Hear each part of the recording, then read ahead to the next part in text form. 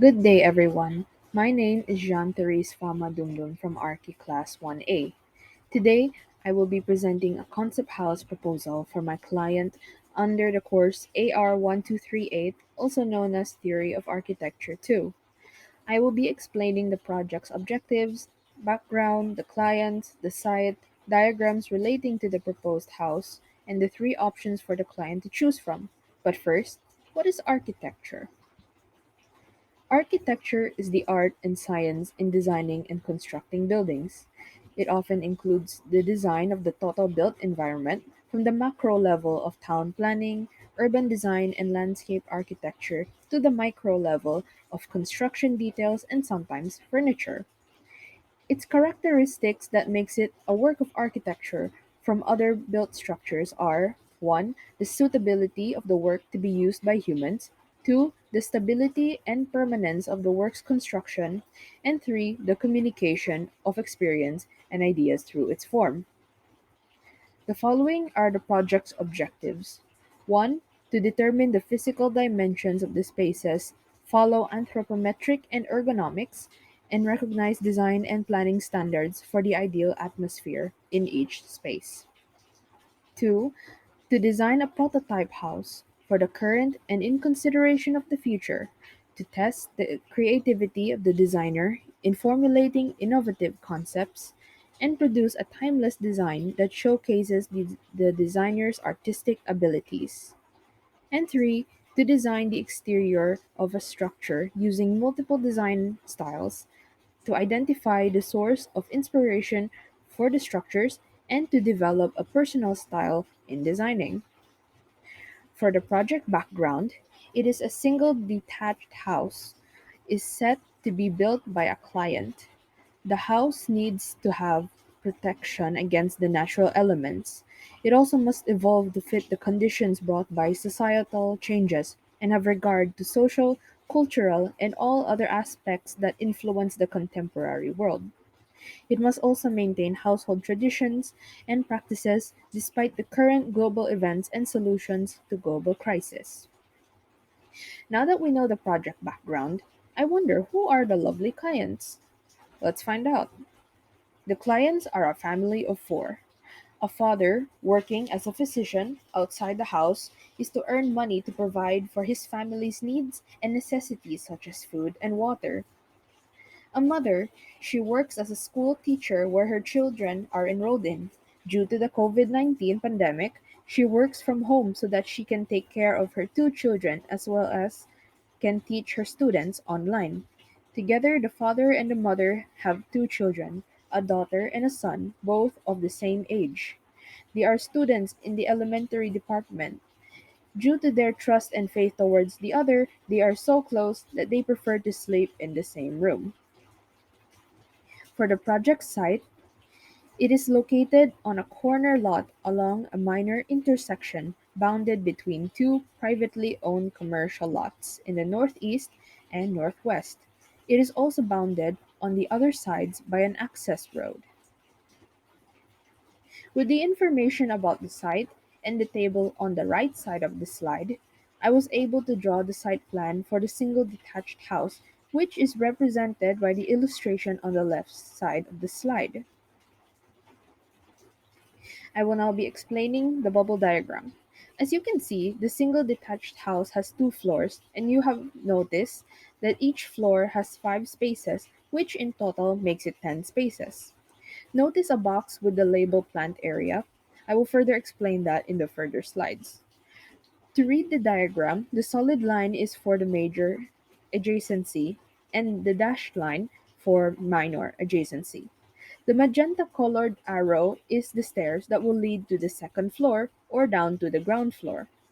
The vermilion circles are private areas, the gold circles are semi public areas, and the smoke blue circles are public areas.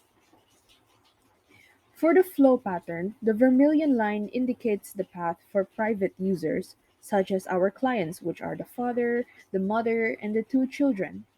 On the other hand, smoke blue lines indicates the path for semi-public and public users, such as the family's friends, the children's friends, guests, and visitors.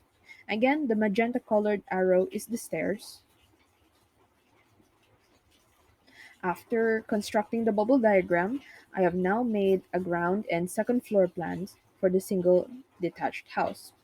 As you may have noticed, the empty box is the plants area, which I will explain in the next slide. This is my conceptual analysis for the house. For the plants area, I plan to have it connected from the ground floor to the second floor. In the ground floor, its three sides facing the living room, the wall near the main entrance and near the stairs have a glass wall, and at the back will be a wall which is also the wall of a kitchen, which is just a solid wall. For the second floor, all the sides of the plants area will have glass so that anyone on the second floor can look at the plants. This could mean that the plants needed for this space are very tall plants that can reach the second floor area.